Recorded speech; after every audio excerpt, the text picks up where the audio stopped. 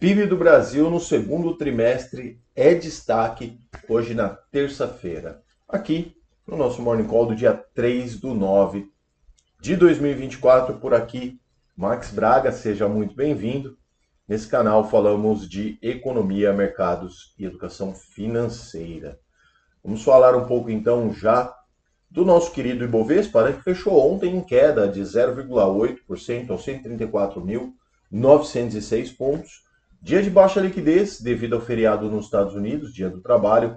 Já tinha adiantado essa questão ontem para vocês no Morning Call. Isso ocorre mesmo quando a Bolsa Americana, que é muito colateralizada com a Bolsa Brasileira, fica sem a sua atividade. Vamos para os destaques, então. Positivo na Bolsa Brasileira ficou com Açaí, subiu 2,4%, e Grupo Mateus, 0,1%, deu em meio a rumores, né, de uma fusão entre esses dois grupos. As duas varejistas divulgaram em notas oficiais e negaram essa negociação. Mas, vamos ver, precisamos acompanhar os próximos dias. Já o principal destaque negativo da Bolsa Brasileira ficou novamente com a Azul, 18,2% de queda. Continua repercutindo a notícia da possível recuperação judicial a ser pedida nos Estados Unidos. A empresa continua negando essa informação e dizendo que está fazendo os ajustes devidos para melhorar a estrutura do seu capital, porém, os investidores ficaram aqui, nesse caso, desconfiados, né? Estão céticos quanto a essa possibilidade e o papel segue caindo. Nesses dias já caiu quase, sei lá, fazendo as contas rápido aqui, perto de uns 40 e pouco por cento. É puxado. Renda fixa. Taxa das curvas de juros no país encerraram a sessão de segunda-feira com movimentos mistos, tá? No Brasil, os vértices curtos encerraram o dia em queda, né? Quer dizer, fechando os juros. E isso daí foi devido à repercussão do discurso do presidente do Banco Central, ainda presidente Campos Neto, na Expert em XP, inclusive, né? Evento que ocorreu agora no final de semana, né? Entre sexta e sábado, no dia 30, no qual ele sinalizou, né, que pode ocorrer um ciclo de ajustes de alta na taxa de juros devido às preocupações fiscais. Isso reduziu um pouco as apostas do mercado numa alta de juros maior, e pensando já numa alta de 0,25 e antes de uma alta de 0,50, né, que seria 0,5%. Por outro lado, as incertezas acerca do cumprimento do orçamento, né, do governo fizeram com que o mercado aumentasse a precificação de risco em relação às curvas de juros. Tá? Então, o DI 25, que é o que a gente fala por aqui sempre, fechou em queda de 1,5 bips aos 10,98. Só para você ter ideia, o que subiu mais foi o DI 29, alta de 6 bips, fechou a 12,15. Então fechou bastante misto isso daí. Mercados globais, Estados Unidos, futuros, os Estados Unidos abrem queda forte lá para esse país, né? Esses números já são considerados uma queda considerável. S&P menos 0,5, Nasdaq menos 0,7. Semana repleta de indicadores de mercado, chave para compreender o ritmo de desaceleração da economia americana e, consequentemente, tentar antever, né, a postura do Banco Federal, do Fed, né, o Banco Federal Central dos Estados Unidos, na reunião desse mês, para onde que vai a taxa de juros americana, a novela da taxa de juros americana. Continuo apostando eu, particularmente, numa redução de 0,25, tá? Na Europa, as bolsas operam em queda também, 0,5% estoque 600.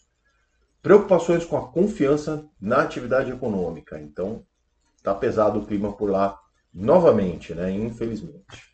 Na China, as bolsas fecharam mistas, CSI 0,3 para cima e HSI 0,2 para baixo. Dados mais fracos do PMI puxaram os setores ligados à infraestrutura para baixo, também derrubando commodities. Então, esse é o fator complicador. No Brasil, um destaque importante, né, é a entrevista coletiva para o detalhamento do projeto de lei orçamentária anual, conhecido como PLOA, né, de 2025, que rege o restante do ano em relação aos gastos do governo. Que foi enviada ao Congresso nesta sexta-feira, não trouxe grandes mudanças.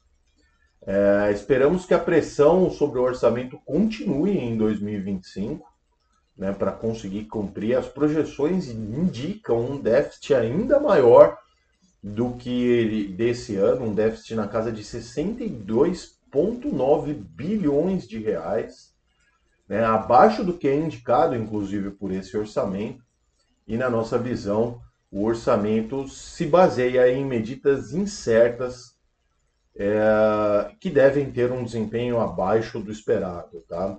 Sendo necessária novas receitas ao longo do ano para atingir o limite inferior da meta. Ou seja, do jeito que está, mais impostos, porque senão não vai ser atingido as metas que eles mesmos criaram, tá? Então tá pesado, né, pessoal? Vamos ver o que vai ficar. Na agenda, então, o destaque que eu falei na cabeça do vídeo, né, sobe agora, hoje, né, a publicação disso.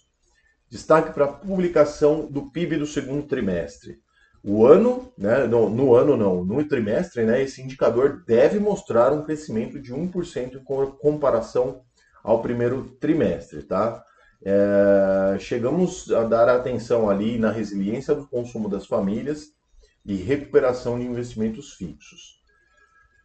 Vamos aguardar esse número e entender quais foram os avanços dentro do PIB, né? Porque tem muita coisa que a gente vê no dia a dia real, na economia real, muitas empresas fechando, famílias com dificuldades, e isso não é o crescimento da economia estruturante, né? Então vamos aguardar para ver quais são esses números, né? E o que eles dizem de fato, para entender se isso é um crescimento saudável ou não.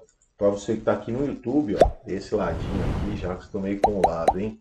Se inscreve no canal para acompanhar todas as notícias, sempre ficar bem ligadinho. Eu pretendo fazer agora um resumo dos 3 dias da Expert aqui, soltar para vocês em vídeo, para quem perdeu as palestras, quem não conseguiu ir lá. Então vou mandar aqui os principais pontos que eu julgo aqui interessantes para vocês. Até quinta-feira, então, os vídeos dos fundos imobiliários, o último vídeo do fundo imobiliário está no ar diretamente ali com a proposta interessante que contém lá dentro. Depois de quinta-feira ele será substituído, sai do ar, tá bom? Ufa, falamos bastante por hoje, então. É isso, bons negócios a todos, boa terça-feira. Nos vemos amanhã aqui no Morning Call. Muito obrigado a todos, até amanhã. Tchau.